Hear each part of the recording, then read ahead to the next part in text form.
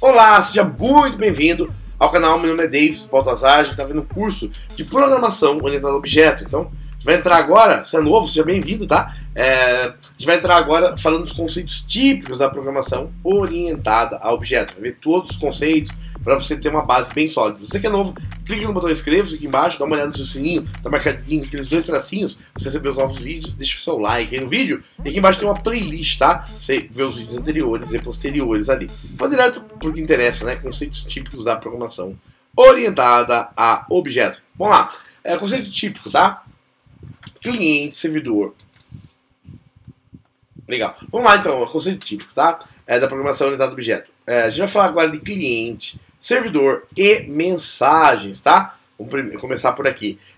Da passagem de mensagens entre objetos, o cliente, né, é um objeto, emite uma mensagem para o servidor, que é o outro objeto, em que solicita um serviço, tá? É uma rotina, exemplo, que alguma coisa seja executada, que pode implicar na emissão ou retorno de uma resposta para o cliente.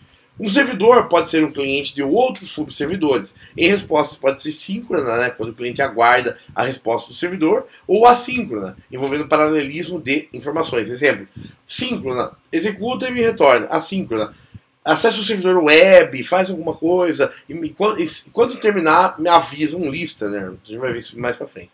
Um exemplo simples, né? O intuito do cliente solicita um buffet, por exemplo, para uma empresa especializada, né? Um servidor. Essa empresa, cliente-servidor, agora solicita salgados e sucos para outras empresas, né, subservidores. O intuito pode ficar paralisado enquanto não chegar o buffet, né, envio síncrono, ou ir fazendo tudo em paralelo, chegou o suco, pega o suco, chegou, tá, não trava a aplicação.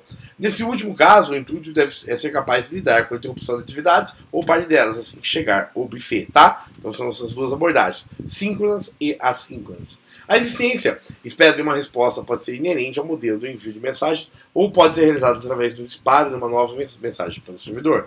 Responsabilidades. A um servidor e seus métodos são atribuídos responsabilidades específicas. No exemplo, a empresa de buffet não deve entregar um brinquedo, a comida deve ser apropriada, no caso, não pode entregar coisa errada, né? Uma responsabilidade é que todos os servidores que tenham a manter seus dados consistentes. Idealmente, não deve ser possível tornar inconsistentes os dados de um objeto. Um objeto tem responsabilidade de manter uma boa interface e se comunicar com os outros objetos. Uma outra responsabilidade genérica usual é que todas as operações tenham um sentido razoável, né? Por exemplo, se um cliente envia uma mensagem que satisfaz alguma pré-condição, é obrigação do método ativado retornar o resultado uma pré-condição. Fala um pouquinho de modularidade centrado nos dados, né? Se a gente está falando que orientação a objeto, o dado, né, o mapeamento do dado é principal, é o vital dele, né? A modularidade de um programa é uma medida que reflete o quanto ele é composto por partes separadas. Exemplo, módulos. Na programação orientada a objeto, a modularidade é preferencialmente ou basicamente centralizadas em tipos de dados abstratos, que pode ser chamado de modularidade centrada nos dados. E possui as seguintes características, tá? Modularidade de dados. Primeiro, o módulo é construído encapsulando dados que representam um único conceito, tá? Cada objeto deve refletir um único conceito. Importante, tá? Alto grau de coesão. Legal? A visibilidade dos atributos e métodos pode ser controlada. Você pode ter métodos privados, tá? Não disponíveis para todos. O módulo pode ser utilizado com um tipo de dado. Perfeito? O reuso, que é importante também a gente falar aqui. Enquanto programação estruturada, a biblioteca de rotinas, as procedure libraries, né, da programação orientada a objeto, das classes, que podem ser até certo ponto de geral, né, podem ser compreendidos como um conjunto de tipos de dados abstratos reutilizáveis. Né. Desafio para reusabilidade são o descobrimento, onde está o componente, como acessar, em vez, resumo o seguinte, você está acostumado à programação procedural, você vai ter um include de uma library, tá? Include de uma biblioteca, ok? Você pode ter funções ali na biblioteca. Na programação orientada a objetos, você vai ter uma classe com esses métodos, ok? Então, quais são as dificuldades? Primeiro, o descobrimento, onde está o componente, como acessar esse componente, né? O entendimento que o componente oferece, encaixa um programa, em vez de função, seria uma classe, tá? A modificação, quando o componente deve ser modificado, e integração. Como organizar e usar o componente de um conjunto de outros componentes, né? Então seria, basicamente, tem uma nota que a modificação deve ser usada com cuidado, né? A modificação direta de uma rotina, o objeto implica dificuldades com uma versão da biblioteca é utilizada. Ação dos objetos, né? As ações devem ser sempre realizadas através de algum objeto. Por exemplo, não pergunte o que um sistema faz, pergunte o que ele faz. Não pergunte o que um sistema faz, pergunte o que ele faz aqui. Vamos ler junto. Não pergunte o que um sistema faz, pergunte o que ele faz aqui, tá? Vamos comentar um pouquinho sobre essa nota, tá? Foi do Learning Program Well with Objects and Contracts, tá? É uma nota. Então não pergunte o que um sistema faz, pergunte o que ele faz aqui, tá? Ações em geral.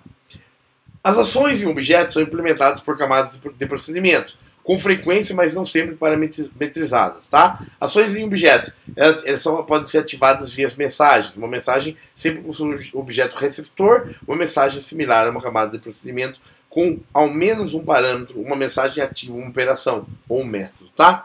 Então, agora, no próximo, a gente vai falar um pouquinho de fenômenos e conceitos, tem algumas coisas bastante usadas em orientação a objeto, tá? E a gente vai seguir aí Não, vou fazer o seguinte, melhor. Eu não vou separar esse vídeo, eu vou continuar a partir daqui, já falando de fenômenos e conceitos. Tá, vamos lá. Fenômenos e conceitos. Metáforas são recorrentes em computação. Mensagens, inteiros, etc. Classes e objetos são, em parte, inspirados na teoria de conceitos e fenômenos, né? Um fenômeno é algo que possui uma existência definida na realidade, ou na mente, e em qualquer coisa real em si, tá? Então, um objeto, como a gente falou do celular, né? Ele é um objeto, um fenômeno, né? Intenção é a coleção da propriedade que caracteriza os fenômenos, né? Tá? Perfeito? Então, daí você vai ter duas óticas. A ótica aristotélica, né? As propriedades da intenção são definidas em definidoras e características. Cada fenômeno do conceito necessariamente possui todas as propriedades definidoras, o que implica a distinção objetiva dos fenômenos. E a ótica fuzzy, as propriedades da intenção, né? São exemplos das propriedades possíveis. São duas. Aí a extensão é a coleção de fenômenos do conceito. Muitas classes representam conceitos da vida real, pois muitos programas administram coisas do mundo real. No entretanto, é comum que se faça uso também de conceitos imaginários. Exemplo, uma tabela hash, né? Você pode ter uma classe para guardar dados de IP, alguma coisa, de segurança, senha, qualquer coisa. Ambos esses fatos favorecem a utilização de lógica fuzzy, mas na prática, conceitos aristotélicos são convenientes para a construção das classes. O estabelecimento de conceito a partir do conjunto de fenômenos é chamado de classificação, tá? Então, a intenção, sendo as propriedades definidoras, são compartilhadas dentro dos fenômenos de conceito. A exemplificação é o oposto da classificação sobre o conjunto de extensão do conceito.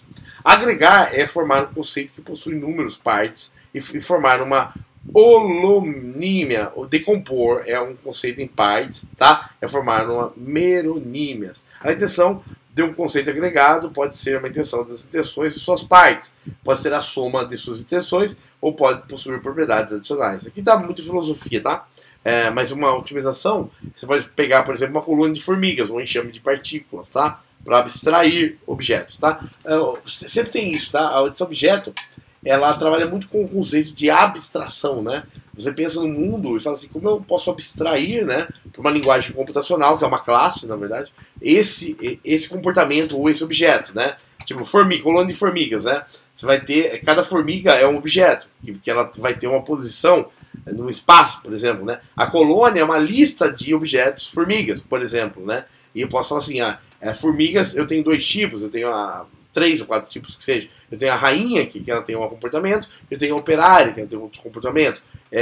N operárias se movem e você vai construindo objetos e interações entre os objetos, né? Generalização é formar um conceito, né, mais amplo a partir de um ou mais conceitos estritos. É formar um hiperônimo. A especialização é formar conceitos mais restritos, né, a partir de um conceito mais geral. É um hiponimo, tá? Então, quando você trabalha com casos grandes, exemplo, tem uma população de, vou dar esse exemplo, enxame de abelha, enxame de abelhas ou formigas. Quando você tem um enxame de abelha, cada abelha é um objeto, né? Cada abelha tem uma posição, ela voa, ela tem uma idade, às vezes ela não voa porque ela é muito pequena. Então, quando você pensa no enxame, você vai trabalhar N objetos ao mesmo tempo, que é uma lista de objetos. Então, como você colocar no software essa representação. daí você já vai na generalização, né? Um conceito mais amplo, né? A partir de um ou mais conceitos estritos, né? Generaliza. Especialização quando você olha um conceito mais estrito de um conceito mais amplo, né? Então a extensão de uma especialização é um subconjunto da generalização. A intenção da especialização na área aristotélica inclui a intenção. Aqui é muita teoria, tá? É importante só para. Estou comentando só por cima pra gente, tá? Depois a gente vai ver no próximo vídeo um pouquinho sobre a documentação, né?